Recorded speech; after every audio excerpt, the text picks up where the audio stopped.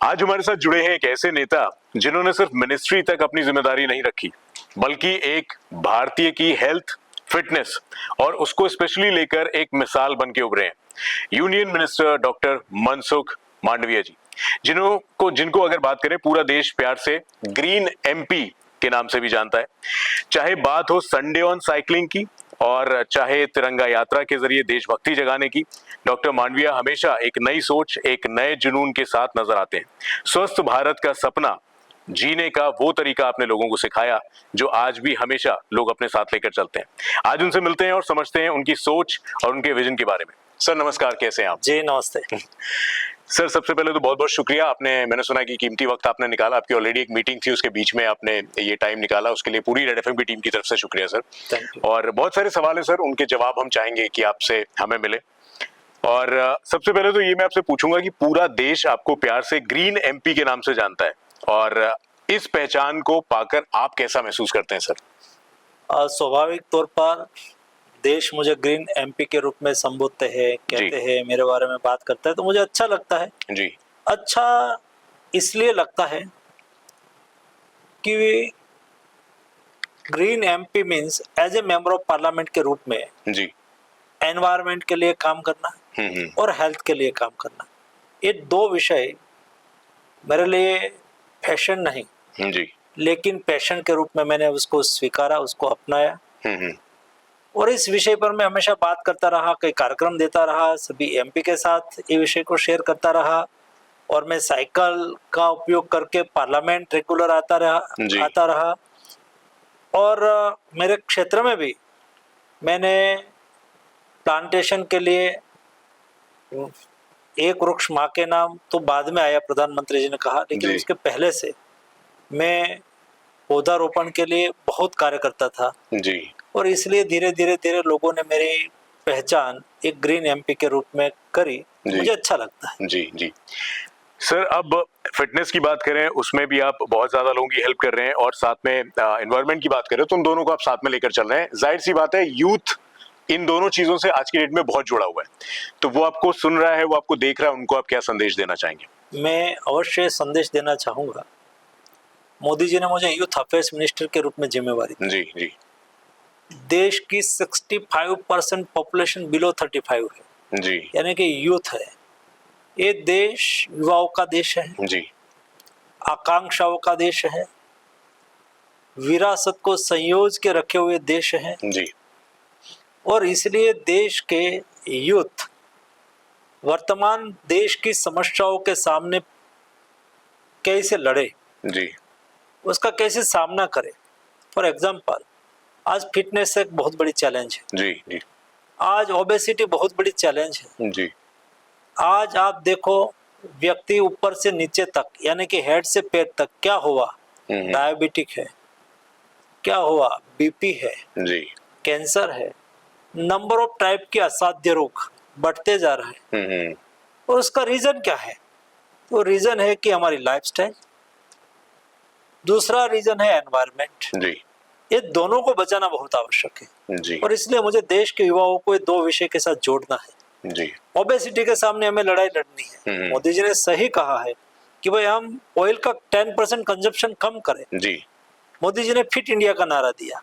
देश के नागरिक फिट रहे, देश के नागरिक फिट होंगे तो सोसाइटी स्वस्थ रहेगी, सोसाइटी स्वस्थ होगी तो समृद्ध राष्ट्र बनेगा जी। हमें विकसित भारत की कल्पना को सिद्ध करना है तो देश के नागरिक स्वस्थ रहे बहुत आवश्यक है जी। और इसलिए एनवायरनमेंट और फिटनेस दोनों को साथ में जोड़ के हमने काम करना चालू करा है जी।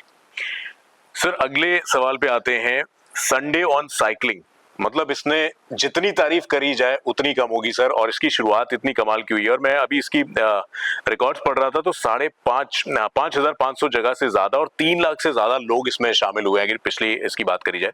और इतना पावरफुल आइडिया पूरे देश भर में एक साथ जिसको चलाना, सर आपने कैसे कर दिखाया और इसके पीछे की स्टोरी क्या है? देखो, जरूरी है, मैं आपके माध्यम से देश के नागरिक को आह्वान करना चाहता हूं जी। साइकिलिंग एक ऐसी व्यवस्था है जिसमें पोल्यूशन का सॉल्यूशन भी है जी जी, और फिटनेस का मंत्र भी है जी। Cycling is a best exercise, cycling best exercise है आप 4-5 किलोमीटर साइकिलिंग कर लिया, ऑल टाइप ऑफ एक्सरसाइज हो गई। साइकिलिंग से फिटनेस भी आ गई जी साइकिलिंग करने से पोल्यूशन का सॉल्यूशन होगा। जी आपको नजदीक जाना है, साइकिल का उपयोग करो, फ्यूल की बचत होगी, देश का हुडियामन बचेगा, जी कार्बन उत्सर्जन कम होगा। जी जी इतनी समस्या का समाधान केवल जो साइकिलिंग में होता है, तो क्यों ना हम साइकिलिंग करें। और इसलिए मैं तो as a member of parliament जी रेगुलर 5 साल तक साइकिल लेके पार्लियामेंट ही आता जाता रहता था। जी और हमने तो एक एमपी की साइकिल क्लब बनाई थी जी जी और मेरे साथ 10-15 एमपी साइकिल लेके ही पार्लियामेंट आते थे। जी और धीरे धीरे धीरे मुझे प्रधानमंत्री जी ने स्पोर्ट्स मिनिस्टर के रूप में दायित्व दिया, जी तो हमने फिट इंडिया मुहिम को आगे बढ़ाने के लिए संडे ऑन साइकिल का कंसेप्ट को आगे बढ़ाने के लिए प्रयास करा। शुरुआत में तो मेरी ऑफिस, मेरी स्पोर्ट्स अथॉरिटी, उसमें काम करने वाले मेरे साथियों, उसको लगता था कि मंत्री जी 1-2 बार करेंगे, जी फोटो खिंचवाएंगे, जी बाद में बंद हो जाएगा। लेकिन मैं छोड़ने वाला नहीं था। जी जी मेरे लिए साइकिलिंग एक पैशन है, ये केवल फैशन के लिए मैं कर दूं ऐसा नहीं था। जी जी और मुझे लगता है कि कई समस्या का समाधान साइकिलिंग से हो सकता है। तो धीरे धीरे मेरे टीम को मोटिवेट करी, तो मेरी टीम लगी। दिल्ली में हर संडे साइकिल के रूप में हम मनाने लगे। धीरे धीरे सारे देश में साइकिल क्लब की स्थापना करना चालू करा। जी तो आज देश में 2000 से अधिक साइकिल क्लब ऑलरेडी हमारे साथ जुड़ चुकी है, क्या बात फिट इंडिया के प्लेटफॉर्म पर जुड़ चुकी है। और रेगुलर हम संडे ऑन साइकिल करते हैं, जी अलग अलग लोगों को जोड़ते हैं। कई बार हम कहते हैं कि चलो देश के स्पोर्ट्समैन साइकिलिंग करेंगे, कई बार कहते हैं कि चलो डाकिया लोग पुराने साइकिल लेके ही डाक जी, देने के लिए जी। जाते थे, उसके साथ साइकिलिंग करें। कई बार हम कहते हैं, लास्ट बार हमने जर्नलिस्ट, आप जैसे जर्नलिस्ट के साथ साइकिलिंग करी। देश में बहुत स्थान पर, दिल्ली में भी मेरे साथ 400-500 जर्नलिस्ट ने साइकिलिंग करी। अच्छा और उस वक्त मैं कहता हूँ कि आप अपना जीवन का मंत्र बना दो। तो धीरे धीरे धीरे लोग ये मूवमेंट को देखने लगे, इस मूवमेंट के साथ जुड़ने लगे। तो इस बार हर संडे ऑन साइकिल लोग तैयार रहते हैं और 1 घंटे के लिए साइकिलिंग करते हैं। जी तो 1 घंटे के लिए संडे ऑन साइकिल एक प्रतीकात्मक है। मैं देश के नागरिक को आपके माध्यम से आह्वान करना चाहता हूँ कि हमारा जीवन का पार्ट बनाए। जी मैं समझता हूँ, ऐसा नहीं कहूंगा कि दिल्ली के ट्रैफिक वाले रोड पे आप साइकिल लेके निकलो, निकलने वाले तो निकलते ही हैं, लेकिन बहुत ट्रैफिक ना हो, ऐसा समय हो। आपको फॉर एग्जांपल दिल्ली एम्स है, तो एम्स में डॉक्टर को एक बिल्डिंग से दूसरी बिल्डिंग, एक परिसर से दूसरे परिसर जाना हो, साइकिल का उपयोग कर सकते हैं। जी बहुत ट्रैफिक वाला इलाका ना हो और महिलाओं को सब्जी मंडी पे जाना है, साइकिल लेके जा सकते हैं। हमारे स्कूल में स्टूडेंट हो या तो यूनिवर्सिटी में हो, जी वो अंदर साइकिल लेके जा सकते हैं, वहां भी पढ़ने के लिए भी साइकिल लेके जा सकते हैं। ऐसा करने से अपनी फिटनेस भी रहेगी, साइकिलिंग का प्रचार होगा। साइकिलिंग को हमें फैशन बना देनी है, ये देश का नेचर है। योग तो हमने दुनिया को दिया हुआ है, जी जी लेकिन वो दुनिया में योगा होके आए तो हम सब लोग योगा करते हैं। जी वैसे आप नेदरलैंड का एग्जांपल लो, 54 लाख पॉपुलेशन है, 52 लाख साइकिल है। आप डेनमार्क जाओ, 48 लाख पॉपुलेशन है और 50 लाख साइकिल है। हर लोग साइकिल रखते हैं, साइकिल का उपयोग करते हैं, बड़े लोग से छोटे लोग सब लोग साइकिल चलाते हैं।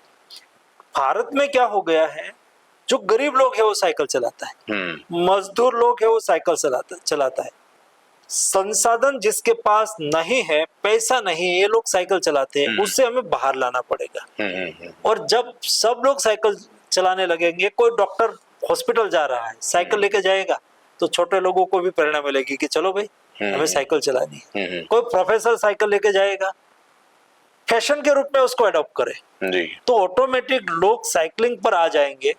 तो हमारी बहुत समस्या का समाधान। आज ट्रैफिक रोड पर 4 व्हील गाड़ी, एक 4 व्हील गाड़ी में 4 साइकिल चल जाती है जी। एक 4 व्हील छोटी गाड़ी चलती है जी जी। तो उसमें 4 साइकिल चला सकते हो, और उस 4 व्हीलर में एक आदमी बैठा होता है, और एक आदमी बैठा होता है, उसमें 4 प्लस 4 बैठ सकते हैं जी। और ऐसा भी लोग लेके निकलता है तो मुझे बहुत खुशी होती है। वैसे साइकिल को लाइफस्टाइल बना देनी है, हमारी कार्य संस्कृति का पार्ट बना देना है। कॉमन हमारा व्हीकल है, इस तरह से लोग उसका उपयोग करें। आप मेरे घर आए हैं, जी। देखिए 3 साइकिल है। अच्छा। मैं साइकिल का ही उपयोग करता हूँ। जी। हाँ। तो सर अगर ये कहावत जो पुरानी है, एक तीर से दो शिकार, अगर एक साइकिल से दो शिकार आपने किए हैं, जैसे एनवायरनमेंट के लिए भी आपने बोला और हेल्थ के लिए भी बोला, तो मेरे ख्याल से नई कहावत गलत नहीं होगी कि एक साइकिल से दो शिकार।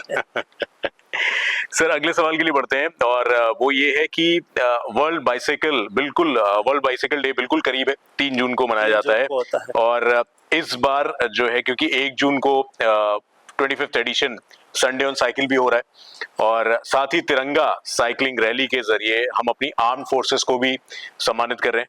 तो सर क्या आप हमें इस इनिशिएटिव के बारे में थोड़ा और विस्तार से डिटेल से बताएंगे?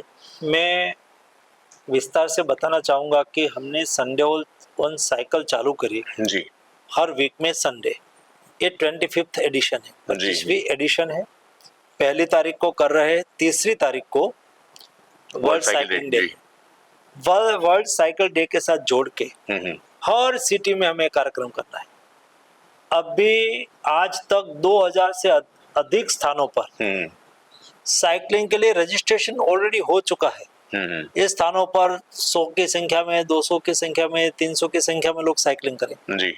हमने सभी व्यावसायिक वर्ग को आग्रह करा है, डॉक्टर्स भी साइकिलिंग करें, यंग प्रोफेशनल भी साइकिलिंग करें, एंटरप्रेन्योर्स भी साइकिलिंग करें, टीचर भी साइकिलिंग करें, मजदूर भी साइकिलिंग करें। रेड एफएम वाले भी सर बोल दीजिए एक बार, रेड एफएम वाले और पॉलिटिशियन भी साइकिलिंग करें, रेड एफएम वाले भी साइकिलिंग करें, सभी जर्नलिस्ट भी साइकिलिंग करें।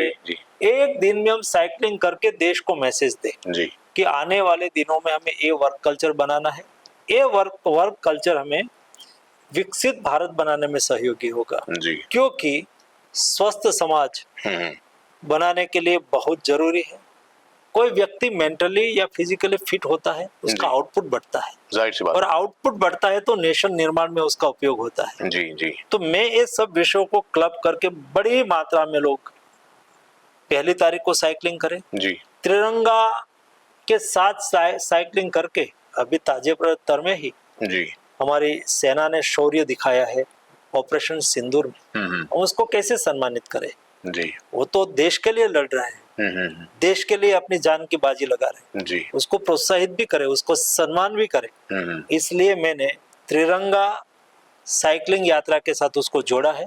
तो मैं तो आपके माध्यम से जो भी दर्शक जुड़े सभी को आह्वान करना चाहता हूँ कि आप अवश्य तिरंगा साइकिलिंग यात्रा में जुड़ के हमारे देश के जवानों को का हौसला बढ़ाइए, उसका गौरवगान करिए, ताकि ऑपरेशन सिंदूर की सफलता का हम उसको यश दें, उसको सम्मानित करें।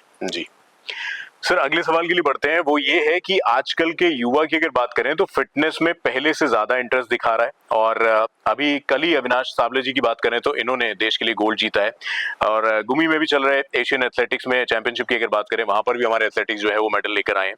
सिर्फ एथलेटिक्स ही नहीं बल्कि शूटिंग, चेस, हॉकी जैसे कई क्षेत्रों में भी भारत का परफॉर्मेंस दिल जीत रहा है सबका और पहले से काफी ज्यादा बढ़ चढ़ के लोग इसमें हिस्सा ले रहे हैं। अभी सबका सपना है कि हमारे बच्चे भी आगे जाएं, इसमें पार्टिसिपेट करें। आपके हिसाब से इस बदलाव के पीछे कौन सी ड्राइविंग फोर्स है सर? देश में स्पोर्ट्स इकोसिस्टम बन रही है। लोगों का माइंडसेट बदलने में मोदी जी ने बहुत महत्वपूर्ण भूमिका अदा करी। आप और मैं जब स्कूल में पढ़ते थे तो हमारा पेरेंट हमको कहते थे कि खेलो मत पढ़ो। आज हम हमारे बच्चे को कहते हैं खेलो भी पढ़ो भी। ये बदलाव है। ये बदलाव के पीछे में 2 रीजन, एक तो सोसाइटी स्पोर्ट्स के प्रति न्यू जनरेशन का रुझान बढ़ा। मोदी जी ने उसको खेलो इंडिया से चैनलाइज करा। खेलो इंडिया श्रेणी चला के खेलने वाले युवाओं को प्रोत्साहित करा, जो मेडल लाते हैं उसको विशेष प्रोत्साहित करा। धीरे धीरे देखो, प्रधानमंत्री जी की मन की बात सुनो। हर मन की बात में देश के खिलाड़ी के लिए कुछ न कुछ हमेशा कहता है उसको प्रोत्साहित करेंगे। देश में टॉप जैसी स्कीम मोदी जी ने खेलो इंडिया में चलाई। टॉप स्कीम में टारगेटेड ओलंपिक पोडियम स्कीम में अच्छी ट्रेनिंग देते हैं। उसको इंटरनेशनल लेवल का एक्सपोजर मिलता है। जी विदेश में कोई भी जगह पे ट्रेनिंग के लिए जाना है तो सरकार उसको मदद करती है। जी विदेश से कोच लाना है तो सरकार उसको मदद करती है और कोच यहाँ आता है, उसको अच्छी ट्रेनिंग देते हैं। जी हमारे एथलीट को सेंटर ऑफ एक्सलेंस में रखा जाता है, बेस्ट न्यूट्रिशन दिया जाता है, स्पोर्ट्स साइंस लैब खुल चुकी है जी जहां उसको बेस्ट स्पोर्ट्स साइंस का लाभ मिलता है। एक इकोसिस्टम बनी है। ये इकोसिस्टम देश में मेडल टैली में कन्वर्ट होना चालू हो गई है। इस बार ओलंपिक्स में हमारा 7 मेडल आया, लेकिन 8 4th पोजीशन पर आया। अच्छा, तो ये आने वाले दिनों में हमारे लिए अपॉर्चुनिटी है, उसको एनकेज करना, इस दिशा में हम प्रयास कर रहे हैं। जी, अगले सवाल के लिए बढ़ते हैं सर। हाल ही में हमने खेलो इंडिया एनुअल कैलेंडर के बारे में सुना है, और ये क्या होता है और आपका इसके पीछे के विजन की अगर बात करें, नए स्पोर्ट्स को खेलो इंडिया के अम्ब्रेला के अंदर इंक्लूड करने का थोड़ा सा आइडिया में बताइए सर। उसमें ऐसा है, खेल तब आगे बढ़ता है जब प्लेयर, खिलाड़ी, एथलीट हमेशा खिलते रहे जी, खेलते रहे। जैसे खेलते रहेंगे ऐसे स्पोर्ट्स खिलता रहेगा। तो प्लेयर को, एथलीट को खेलते रहने के लिए नंबर ऑफ टाइप की कंपटीशन करनी पड़ती है जी, नंबर ऑफ टाइप की नेशनल और इंटरनेशनल कंपटीशन में पार्टिसिपेशन करने के लिए उसको अपॉर्चुनिटी मिलनी चाहिए। जी जी तो हमने खेलो इंडिया अम्ब्रेला के नीचे जी नंबर ऑफ स्पोर्ट्स गेम्स का आयोजन करा। For example Khelo India school games, उसमें स्कूल लेवल की टैलेंट को आइडेंटिफाई करी जाए और स्टूडेंट को खेलने का अवसर मिले, कंपटीशन में पार्टिसिपेशन करने का अवसर मिले। जी, खेलो इंडिया यूथ गेम्स, खेलो इंडिया यूनिवर्सिटी गेम्स। जी, आपने देखा होगा ताजेतर में ही खेलो इंडिया बीच गेम्स हुई दीव में। जी जी जी, खेलो India winter games, Khelo India snow games, Khelo India tribal games, ji, Khelo India traditional games, Khelo India north east games, ji, Khelo India water games. Number of type की खेलो India के umbrella के नीचे हमने yearly calendar के द्वारा जी, competition कराना चालू करा। District level, state level, national level की एक कंपटीशन होगी, उसका बहुत अच्छा नतीजा रहा। जी जी, आने वाले दिनों में देश के स्पोर्ट्स इकोसिस्टम को आगे बढ़ाएं।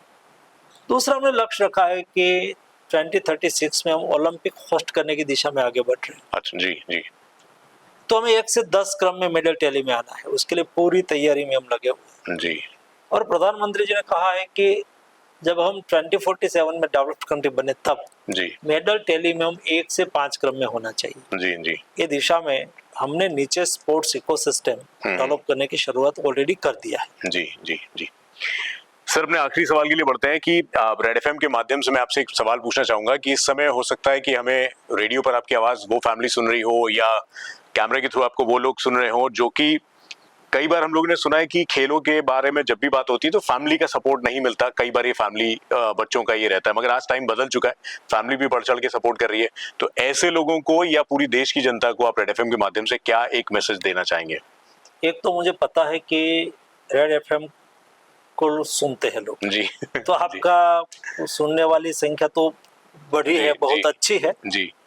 और आज जब लोग हमको सुन रहे हैं तो रेड एफएम के सुनने वाले दर्शक तो नहीं कहूंगा, जो सोशल मीडिया से देखेंगे तो दर्शक भी होंगे। जी जी, मैं आप सबको आह्वान करना चाहता हूं कि खेल को प्रोफेशनल के रूप में देखो। समय बदल रहा है, खेलने से आपकी फिटनेस भी बढ़ेगी, खेलने से आपका हौसला भी बढ़ेगा, मेंटल फिटनेस भी रहेगी और आपका फ्यूचर भी बनेगा। इसलिए आपके बच्चे को खेलने के लिए प्रोत्साहित करिए। सारी दुनिया में नेशनल, इंटरनेशनल, नेशनल कंपटीशन के द्वारा स्पोर्ट्स एक ऐसा सेक्टर है, 2 सेक्टर है जी। एक, जब हमारे सैनिक बॉर्डर पर विजेता होकर तिरंगा झंडा लहराता है जी जी, तब देश की लोगों का चिन्ह बड़ा हो जाता है। जी उसका तो होता ही होता है, लेकिन देखने वाले का उससे बड़ा हो जाता है, देश गौरव लेता है। एक जब इंटरनेशनल प्लेटफॉर्म पर हमारे एथलीट जीतता है, मेडल लाता है और वो तिरंगा झंडा लेके स्टेडियम में चक्कर लगाता है, जी, तब उसके माता पिता और उसके फैमिली के रूप में आपको तो गौरव होगा ही, जी लेकिन सारा देश आपके बेटे का, आपका परिवार के सदस्य का गौरव करेगा।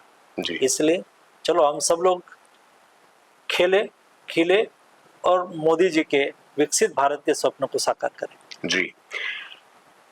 मैं सुपर 93.5 रेड एफएम से आरजे पूरब, और यहाँ पर मिनिस्टर साहब से बातचीत हो रही थी डॉक्टर मनसुख मांडविया जी से, union minister of youth affairs and sports. बहुत बहुत शुक्रिया सर अपना कीमती वक्त हमसे निकालने के लिए और बहुत सारी बातें हमारे साथ शेयर करने के लिए। Thank you sir, thank you so much.